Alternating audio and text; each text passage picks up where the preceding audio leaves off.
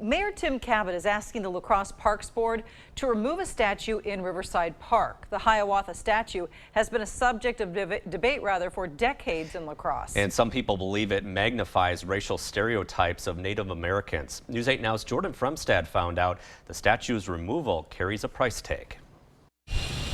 For half a century, it has stood 25 feet tall at the front doorstep of La Crosse's Riverside Park.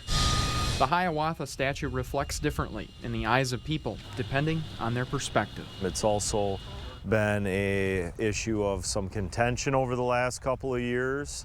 Some people, including members of the Ho-Chunk Nation, do not believe the statue represents indigenous communities. Others see it as a piece of La-Crosse history. Monday, Mayor Tim-Kabat sent a letter to the la-crosse-park-board-of-commissioners asking for its removal. Kabat says in part, quote, "It is time. Communities across our nation are facing the symbols from their pasts and making decisions about how to heal and move forward," end quote. The city has been working with the family of the statue's artist, Anthony Zimmerhakel, to possibly find a new place for it. And that's something that's been put off along with this type of an issue. Thursday, the park board will make a decision. Well, obviously, they have a big decision before them. If the statue stays, Parks and Rec Director Jay-Odegaard says it needs to be repaired, and if it's removed, we're looking around the $13,000, $15,000 mark to have the statue removed. Odegaard says his department has money in its budget for this project. A lot of that really falls upon things that are not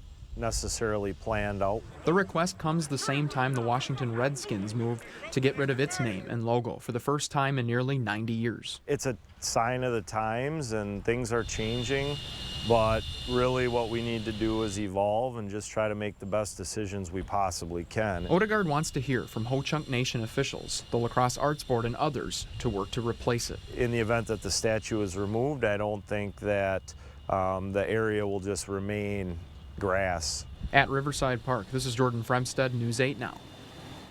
An interesting side note, Odegaard says the city would have to store the statue if it's removed for about a year.